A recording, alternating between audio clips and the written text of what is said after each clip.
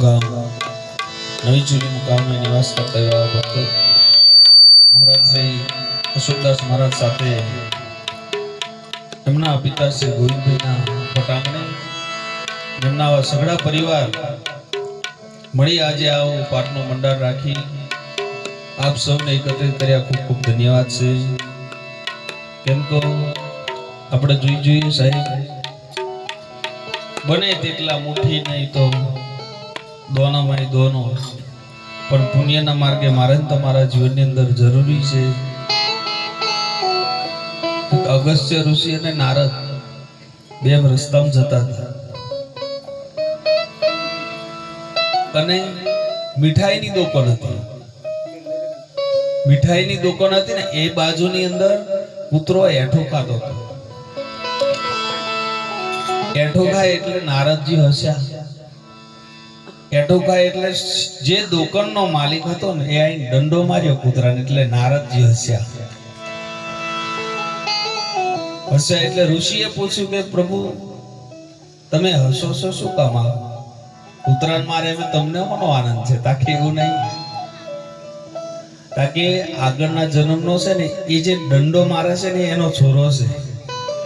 એ દુકાનનો માલિક હતો એ, પણ જિંદગી કોઈ દાડ કોઈને ખવડાયું નહીં, એનો માર પડે. એઠો એની દુકાને ખાવા આવવું પડ્યું. એટલે જીવનમાં આવું પુણ્યનું કાર્ય પણ કરજો, ધર્મનું કાર્ય પણ કરજો. બાકી ભજનમાં ખાલી ગવાય એટલું છે, સાથે પુણ્ય નહીં પાપ એટલું બોલાય, પણ ક્યારે મરણ થયું હોય તે સમયે ભજન ગવાય. ભર્યા કોઠાર તારા ત્યાં રહી જશે, સાથે ના આવે કન પરવણિયા ભજી લેને કીર્તા રાતો સપનું છે સંસાર. કેમ કે મનુષ્ય જેવો કદાચ સારો અવતાર મળ્યો હોય તો સારા કર્મ કરી લેજો, સારું બોલી લેજો, સારું વાણી બનાવજો, સારું મધુર એવી દ્રષ્ટિ બનાવજો, આપણા હૃદયને પણ સારું બનાવજો. માનવ બનીને આયા છો તો એનામાંથી કદાચ પશુ કી બનિયા બને નરકા કશું ના હોય. જો નાવો નર સત્કર્મ કરે તો આજ નર નારાયણ હોય એવું સંતોનું કહેવું છે. એટલે કદાચ નારાયણ ના બનાય તો માનવ તો ચોક્કસ બનજો. માનવમાંથી દાનવ આપણે દાનવ ના બની શકીએ એટલી કાળજી દરેકે લેવા જેવી છે. આવેલો મનખો સુધારો આગળ વાણીમાં કહેતા હતા. કેમ કે સુધારવાનો છે, ખાઈ પીને બગાડવા જેવો નથી.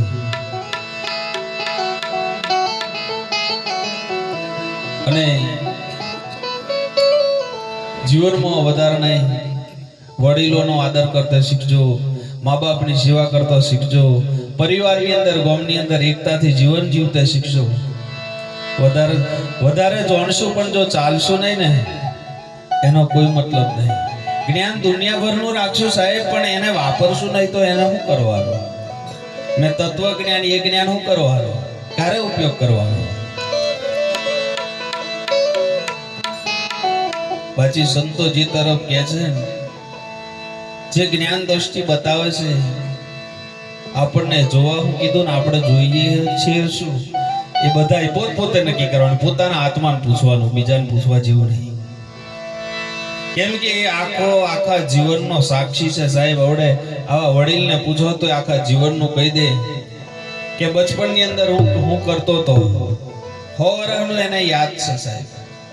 આપણે આખા જગતને છેતરશું પણ પોતાનો આત્મા કોઈ દાડ છેતરાયો નથી. અંધારામાં જઈને કર્મ કરશું તો એને જીભને ટેરવે છે. એને આખી કહાની એને ખબર છે, આખા જીવન નહીં. બીજો જોડે જૂઠું બોલશો ચાલશે પણ પોતાના આત્મા જોડે કોઈ દાડ જૂઠું ના બોલશે. એ ચોરી કરીને આવેલો હોય તો હૃદયનો ધબકારો વધી જાય છે. શું કેવું મનહરભાઈ? ચોરી કરીને આવ્યો હોય ને, ભલે હું નથી કરી એમ કે, પણ તોય હૃદયના ધબકારા બોલતા હોય કે ખરેખર કરીને આવ્યો છે.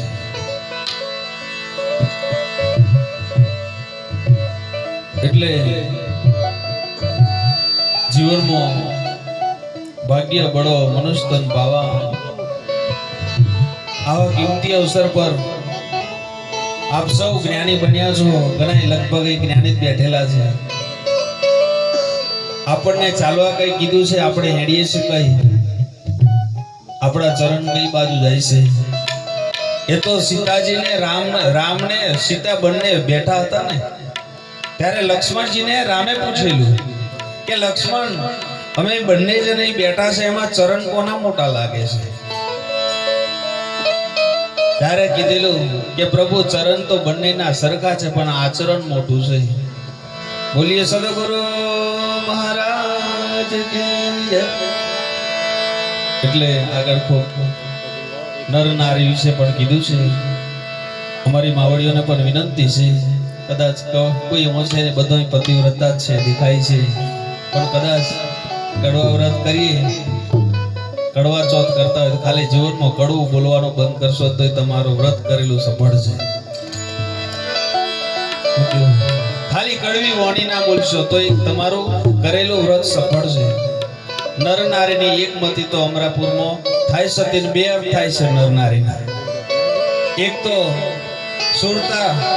સુરતા રૂપી નારી ને શબ્દ રૂપી નર, એની મતી એક થાય ને અમરાપુરમાં થાય છે. તો ને ગુપ્ત પાસે એવું હોય કે નર નારીની એક મતી તા મીરાબાઈ ને એમ તો કોઈ દાડ બેર નતો આવ્યો, રોણાને એમ બે જણને નતો મેરાયો, એટલે એના બે અર્થ થાય છે. ખૂબ મોટી જિંદગી મળી છે, ખૂબ હળી મળીને જીવી લેજો. બાકી જવાનું તો બધોયને એકદમ નક્કી છે. આયા છીએ એકલા જવાના, એકલા પણ વચ્ચે ભેગા જીવતા શીખી લેવા જેવું છે. કબીર સાહેબ કીધું, જબ હમ આયા તો જગ હસે હમ રોઈ, એસી કરની કર ચલો હમ હસે અને જગ રોઈ. એટલું તો અવશ્ય વહાવજો. એક દિવસ કબીર સાહેબે બુખારા દેશનો રાજા, એને બધી સમાજ ભેગી કરી, એટલે પૂછ્યું કે તમે હાને માનો છો? કોક કીધું રોમને માનો છો. તો પૂછ્યું કે તો રોમને માને છે, પણ રોમને જોયા છે ખરા? બાકી એ જ નહીં જોયા. તો બીજા લાયા કે કોક 10 નોમી આયા, 10 નોમી તમે હોને માનો? તા કે અમે અમુક ને માનીએ. કોઈ આયા તા કે હું શિવને માનો, તો શિવને જોયા છે ખરા? તા કે જોયા નહીં. એટલે કીધું જે ના જોયે ને એને બધોને પૂરો લાગે એમ છે ભક્તિ. આ તો હરિનો માર્ગ છે, સુરાનો. આગળ કીધું પ્રીત લડી તૂટે ના તૂટ, તોડું તોય ના તૂટે. એવો તો હરિચંદ્ર રાજા પ્રહલાદે, નળ દમયંતીએ તૂટે ને તોય નહીં તોડી. આપણે થોડોક એક શબ્દ કશું બોલતે મહારાજ તોય રહી જાય. લાગે એવી વસ્તુ છે, અઘરી બાબત છે. એક મહારાજ કાયમ માટે આવે, મનહરભાઈ જેવા કાયમ પ્રોગ્રામમાં જાય. મહારાજે બોલ દીધું, ખાલી પરીક્ષા લીધેલી. આયા ને એટલે કીધું કે આજે મૂડીને આવ્યો, એટલે પેલા તરત ખોટું લાગી ગયું. બહુ મારો વાલો કે મહારાજ પૂછીને આવું પૂછ્યું મને, મૂડીને આવ્યો એટલે મતલબ મેં દાઢી બનાવવા રહેલો એમ. એટલે રિહાઈને જતા રહ્યા. હા, એક વર્ષ નહીં આયા મનહરભાઈ. આ મહારાજને ખબર હોય ને આવ્યો કે એક વર્ષથી મહારાજ અહીં આવતો નથી. એક વર્ષ એટલે ગુરુ પુણે માં, એટલે એને એમ લાગ્યું કે ભલે આ મરશે, મહારાજ જે બોલ્યા પણ મને જવા દે. અને જ્યાં એટલે મહારાજને ખબર જ હતી. મળવા જ્યાં પગે લાગ્યા એટલે પૂછ્યું કે અલા મારી જોડે પ્રોગ્રામ ડેટ આવતેલો ને આખો એક વર્ષ થઈ ગયું તઈ લગન આયો નહીં. કારણ કે તમે કીધું નતું, મને હું કીધેલું તમે પોરગાર યાદ કરો? કારણ કે હા હું એવું કીધેલું મૂડી ના આવ્યો કે એને લીધે નતો આવ્યો. તા પૂછ્યું કે મારે જોડે પ્રોગ્રામ માંથી કેટલા વર્ષથી ફરે છે? તાકે એ તો પ્રભુ વારો હો ને કર્યો. તમારી જોડેથી જે સત્સંગ ને કર્યું એમાંથી કેટલું લીધું? બોલીએ સદગુરુ. આવા ખોટાની તરતે કોટ મોન લીધી, આખી જિંદગી ઓભર્યું સત્સંગ, એમાંથી કઈ કાઢ્યું? એક શબ્દ તું પકડી લીધો, પણ મેં આવું સત્સંગ જો તું કદાચ 5 શબ્દ તારા જીવનમાં ઉતાર દો, તારો બેડો પાર થઈ જતો. એટલે બધાએ રાજા આયા, બધાને બોલાવે એટલે પૂરે ને એમાં કબીર સાહેબ નો નંબર આવ્યો. એટલે સાહેબ કબીર તો બધી રીતે હોશિયાર હતા. એટલે સાહેબ તમે સાહેબને જોયા છો અને આપણે જોવાની હોય જરૂર છે, જોનવાની હોય જરૂર છે. મીરાબાઈ કીધું હાથમાં ઉઠ્યા વગર લક્ષ્ય રાશિ નહીં, બ્રહ્મના ભાગ્યા વગર આ ભવનો ફીરો ટળે નહીં. નરસિંહ મહેતાને 52 પરસા પૂરેલા, પણ 52 પરસા પૂરતાય નરસિંહ મહેતા એ શબ્દ બોલ્યા કે હરજી. નરસિંહ મહેતાએ પણ કીધું આત્મ તત્વ ચિંધ્યા વિના સર્વે સાધના જૂઠી. અને રામદેવજી ભગવાને કદાચ એક ખાલ, મરેલી ખાલમેથી સજીવન કરી ગાયને ધવડાવવા વાળો પુરુષ વાસેડાને ધવડાયેલો એવો પુરુષ પણ કીધું હરજી ભક્તિ કરો તો અગંભીર જોણજો અને આત્માને જોણીને આ દેહોના ભાવને મટાડજો. વધારે નહીં, આપણે નજીકના નાના સંતો પાછી એકબીજાના સપોર્ટથી જ આગળ ભવ પાર કરવાનું છે સાહેબ. એકબીજાના હાથથી એન્જિન પહેલેથી જોડાયેલું છે, આવ ખાલી લાઈન જ પડી જવાનું. ગમે તે એકબીજાના આશ્રય સંતો બન્યા હશે તો એ સંતોના આશ્રય સંતો પદ તર્યા છે. આપણે પણ એને મેં હાથ જ ઝાલ લેવાનો છે. એટલે સાહેબ કીધું કે હું બતાવું ખરો, પણ મેં આ દોયડો આલો ને એ તમે હોય મેં પરોવી આલો અને કાલ હવરે મને પરોવી નાલજો, પછી તમને કહેશ. રાજા હાવ દોયડો આખો હોય મેં પરોવાય ખરો. રાજા વિચાર્યું કે મેં બધો ધંધે લગાડવા વાળો આજે મને ધંધે લગાડી દીધો. આ કોઈ જ્ઞાની પુરુષ લાગે છે, કઈક જગાડવા માટે કોમ કરી જો. અને સાહેબ એ જ કીધું લાલી મેરે લાલ કી, એ પણ કહી દીધું કબીર કુવા એક હે પનિયારી અનેક, ન્યારે નારે બર્તન ભરે પાણી સબમો એક. લાલી કદાચ મહેંદીની અંદર છે સાહેબ, પણ એના કોણામાં ઊંઘી રહેવાથી કોઈ દાડે લાલી હાથમાં બેહવી નથી મહેંદી. દૂધની અંદર ઘી ચોક્કસ છુપાયેલું છે, પણ દૂધે દીવો થાય એવો નથી. એને છાશના છોટાની જરૂર છે પ્રભુ. એ દૂધમાં છાશનો છોટો પડે ને તો એ જોમી જાય એવું છે. આ બધું જોમી જાય એવું છે અને જોમેલા જ બેઠા છો, પણ કદાચ જોનતો અજોનતો કોક હોય તોય જીવનમાં મેળવવાની જરૂર છે. તલીની અંદર તેલ છુપાયેલું છે, પણ એને ઘોણીની જરૂર પડે. એટલે વિચાર્યું કે આ તો મહાજ્ઞાની છે, મને લાઈ જઈથી સાહેબ આયા ને મને થઈ જવા દે. અને પ્રદોરને કીધું ચાલ રથ તૈયાર કર. રથ તૈયાર કર્યો અને રસ્તામાં જતે સાહેબે વિચાર્યું કે આને મારે એક ભોન પર તો લાવવો પડશે. એટલે મરેલું ઊંટ હોકડી શેરી હતી, વચ્ચે નાખી દીધી. હવે રાજા જતો એની જોડે પ્રજા કેટલી હોય, એ હજારો ની મેટલી જાય, પણ રથ રાજાનો ઉભો રહ્યો. હવે કોઈક અધિકારી આવતો હોય જો રોકાઈ જાય એટલે પીપોળીઓ ફૂંકા ફૂંક થઈ જાય, કેમ કે પોલીસ વાળા ભાઈઓની ફરજ આવે.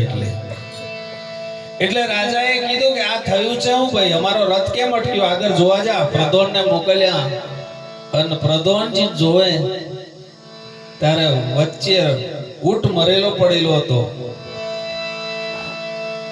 એટલે પ્રદોને આઈને સાહેબ राजा ने कीधु कि राजा साहेब बीच में ऊंट मर गया है। तो राजा एवं बोलियो के ये ऊंट को बोल मरना है तो बाजू में जाके मरे, એને મરવું હોય તો બીજે જીન મરવા કે એમ વચ્ચે નહીં મરે। તારે પ્રભુ ने कीधु ऐसा नहीं हो सकता, ऐसा नहीं हो सकता। क्यों? ताकि आવું થાય નહીં। એટલે જાતે રાજા ઉતર્યો અને જઈ ઊંટ હતો ને એ જગ્યા ઉપર જા જઈ જોવે એટલે ऊंट पड़ेलो। ताकि मुख ऐसा है, कान ऐसा है, नाक ऐसा है, जीभ ऐसी है, पूरा ऊंट अच्छा है तो मराए क्या। એ ભાઈ પ્રશ્ન. આ બધું હતું એમનું એમ જ છતાં મર્યું છે એવું અમેથી. ત્યારે કીધું પ્રદોન ઉસમે જે પ્રાણ था वो चला गया. તાકે એવું બને, તાકે એવું બને, એ ઘોડામાં બને ને ગધેડામાં બને, અને આપણામાં હોય બનશે પાછું. એમને એટલું ને આપણા હોય બનશે બધોય નહીં. માનવ માત્ર માટે જય લગન આયા છીએ ઉજવાના નક્કી વાત છે. માટીની પૂતળી તને હોનો અભિમાન છે, આવો સંતો કે છે. કેમ કે આયુ જે છે ને, આયો તે તાર 2.5 કિલો નું હતું અને જવાને તે તાર 5 રૂપિયાની કુલડીમાં આવી જશે. ખાલી 5 રૂપિયાની કુલડી, વધારે નહીં. અને કદાચ ફંચુરમ ગાડીની મેં ફરશે ને, ફંચુરમ કે કઈ કે 1.5 કરોડની ગાડી હોય ને કદાચ તે હોય, અને એક દાડા લાકડોની જ ગાડી પર જવું પડશે.